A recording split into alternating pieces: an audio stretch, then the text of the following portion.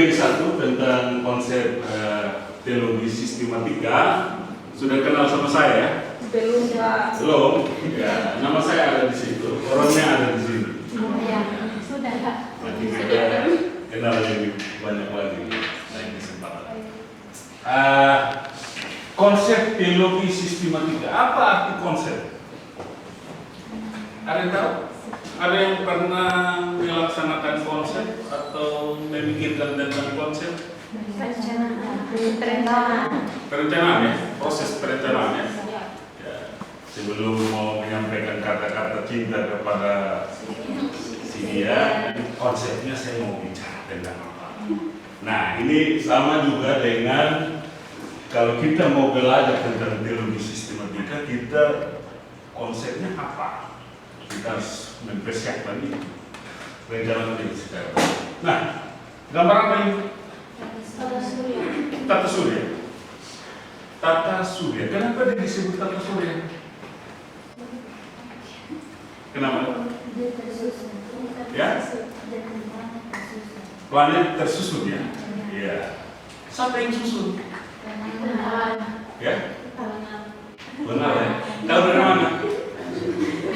Siapa yang kasih tahu? Ya, oke lah. Kembali lagi. Itu namanya presuposisi, praanggapan awal. Kita berasumsi, ya. Tapi itulah pengalaman belajar tentang teologi. Kita sedang mempelajari sesuatu yang sangat besar, yang tidak bisa dijangkau. Siapa sudah pernah ke tata surya ini? Mari kita ke sana. Ya, jadi bagaimana mungkin siapa yang buat sampai ini planet-planet ini disusun secara rapi? Bayangkan kalau kita dekat dengan bumi 1 meter, habis kita. Tuhan Allah mengatur secara luar biasa, itu iman kita. Dan saat ini kita sedang mempelajari tentang sesuatu yang luar biasa. Pencipta kita yang kecil ini sampai dengan kita memahami kemahkuasaan Allah yang besar. Nah, itu saya gemetar untuk menjelaskan tentang Allah. Ya. Nah, karena itu kita punya konsep harus jelas ya tentang Allah. Ya.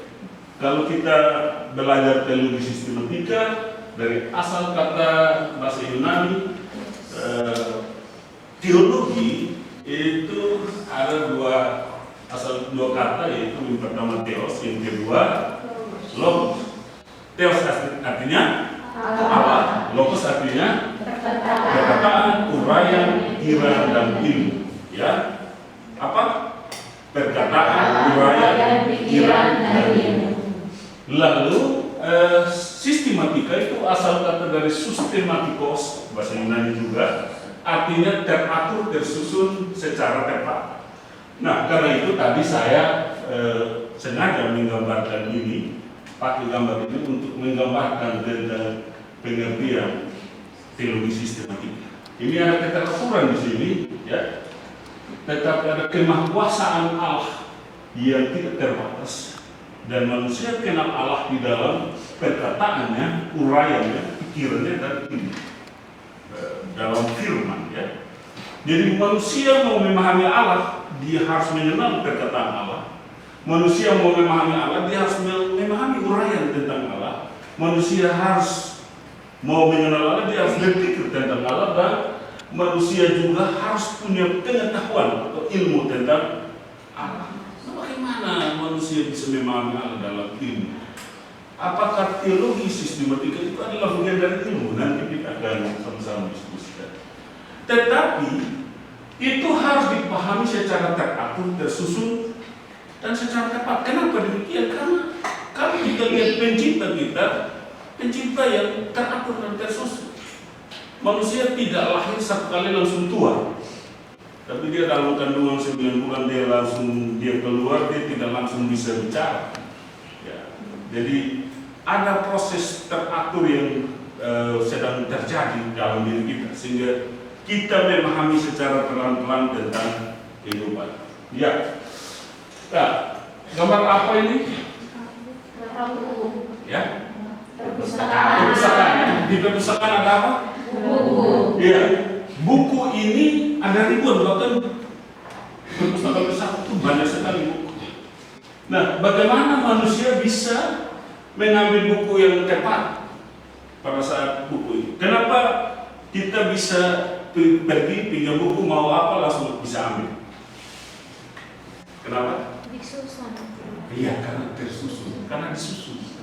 Kalau tidak disusun, dan susunnya harus sesuai. Ada pembagian kategorisasi yang luar biasa, sehingga kita sebut buku teologi sistematik, oh ada di sini. Buku apa saja? Bayangkan saja kalau petugas perpustakaannya bongkar semua, lempar semua, ya. Dicari saja. Ya, agak susah. Nah, itulah Allah kita. Kalau mengenal Allah, memahami Allah, harus melihat Allah yang tidak terbatas seperti ini, tetapi bisa menghasilkan sesuatu yang tersusun secara luar biasa, ya. Yang begitu banyak manusia, dia bisa urus begitu banyak manusia, jutaan miliaran molekul-molekul dan semua unsur-unsur kehidupan itu secara luar biasa. Dan itulah Allah yang hebat. Kita sedang belajar tentang kesempurnaan dari Allah yang sempurna itu. Karena itu kita tidak bisa main-main, ya. Nah, teologi sistematika atau teologi menurut Alkitab adalah pengetahuan yang rasional tentang Allah dan hubungannya dengan karya ciptaan. Manusia kan terbatas, tetapi manusia juga harus menggunakan rasionya untuk memahami tentang Allah. Bahkan dia harus memaksimalkan rasionya meskipun itu terbatas. Tapi dia harus berusaha untuk membangun rasio yang terbaik dari sisi dia, lalu menggandeng pengalaman-pengalaman rasio orang lain, lalu merumuskan kehidupan berteologi dengan alam semesta, dengan ciptaannya. Jadi kalau kita kembali memahami tentang logos itu firman atau perkataan, uraian, pikiran, ilmu. Jadi sebenarnya memahami teologi tidak sesempit yang kita bilang. Semua ilmu, ya, semua ilmu pengetahuan ada di bawah kendali teologi. Karena Allah yang menciptakan ilmu dan mempercayakan ilmu pengetahuan konstruk berpikir manusia untuk memahami tentang diri. Ya, nah kita melihat teologi sistematika itu bagian dari divisi teologi, ya, yang mengatur secara terperinci dan berurutan tema-tema dari ajaran doktrin Alkitab. Ya, jadi kalau kita bicara teologi sistematika itu ada sistematikos, ada sesuatu yang berurutan. Tidak bisa kita ujung kaki langsung tiba-tiba di kepala kalau kita mulai dari kaki. Jadi cara berpikir manusia itu ada dua, ya. Cara berpikir deduktif dan induktif.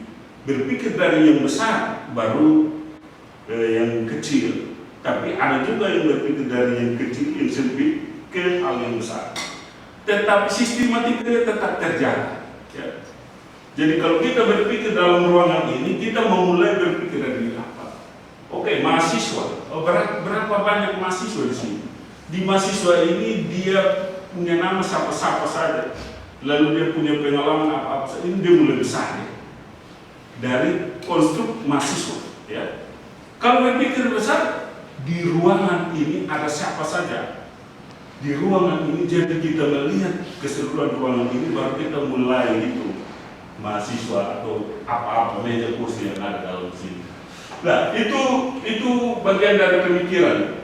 Nah, tadi di sini kan dijelaskan tentang divisi teologi, ya. Jadi pembagian teologi dalam arti luas. Kalau Anda orang Pak, mahasiswa calon beragama Kristen akan melihat ini, ya. Dia akan belajar tentang biblika, eksegetis, teologi historika atau sejarah. Lalu dia belajar tentang teologi sistematika. Nah, ini kita salah satu divisinya, doktrin iman Kristen dan teologi praktika atau pelayanan. Praktik pelayanan apa yang harus kita lakukan, kerjakan, ya, dalam pemahaman sebagai orang yang bertuhan. Lalu bagaimana kita menggali kebenaran sumbernya itu ada dalam Alkitab. Nah, karena itu kita harus menggali. Ada hermeneutik di sana, ada eksegetis di sana, ada teologi PL, Ya, teologi PP, di situ kita menggali kebenaran-kebenaran Alkitab untuk memahami tentang Allah dan manusia. Ya, lalu ada historika, sejarah-sejarah kehidupan manusia itu, tokoh-tokoh yang ada di Alkitab, tokoh-tokoh gereja, itu semua pemahaman pemikiran mereka, perilaku mereka, itu sebenarnya menceritakan kemuliaan Allah yang kita pahami secara konstruksi. Dan itu kita belajar juga, makanya ada sejarah gereja. Ya, sejarah apa lagi? Siapa? Ya, sejarah-sejarah untuk kita semakin kuat teguh kokoh mempelajari. Nah, praktek ini apa yang kita lakukan? Misalnya mata kuliah seperti liturgika, ya, mata kuliah seperti homiletika, cara berkhotbah. Nah, itu mata kuliah praktika. Ya, kita lihat teologi sebagai ini. Apakah teologi ini bisa disebut sebagai ilmu? Nah, karena itu kita mempelajari dulu apa syarat-syarat dari kalau itu disebut sebagai ilmu. Ya. Yang pertama dapat dimengerti, yang kedua ada penjelasan secara metodologis, yang ketiga menyajikan kebenaran, yang keempat mempunyai nilai universal, yang kelima memiliki objek utility. Kita mulai dari dapat dimengerti. Apakah teologi mempelajari Allah bisa dimengerti? Bisa. Apa buktinya? Ya, kita omong harus ada bukti. Apakah Anda mengerti tentang Allah? Bisa mengerti ya? Buktinya apa? Ya kalau orang berdoa kan dia harus mengerti ya. Bapa di surga itu kan mengerti ya. Dengan khotbah harus mengerti. Jadi saya dulu mengikuti ibadah tidak dengan mengerti kan? Ya. Atau ada yang datang buat sesuatu dengan dalam komunikasi dengan Allah dia tidak mengerti apa yang dia katakan. Tidak ya? Ya. Lalu ada penjelasan metodologis. Apa arti metodologis? Metode, cara. Ya. Kita memahami apa? Ada cara. Datang berdoa, beribadah. Ya. Cara menyanyi, ada musik, ada cara. Ya, tidak mungkin tahu-tahu tapi kalau main musik tidak sesuai dengan kunci kan itu berarti cara bermainnya salah. Cara berdoa kita kan di ibadah itu ada liturgi, ada urutan-urutan, tata cara. Jadi tidak mungkin kita masuk pulanglah saudara-saudara sekalian pulang. Ya mulai dengan potong dan salam, buka. Tiba-tiba tidak berdoa langsung pedetra, langsung mari kita khotbah. Ya, tidak mungkin. Semua ada urutannya, ada teratur. Jadi datang mengenal Allah, mengerti Allah, tetapi punya metode untuk bersekutu dengan Allah. Baik secara komunal banyak orang maupun secara pribadi. Kamu tidak mungkin duduk sama kami juga tidak mengerti apa yang kamu doa.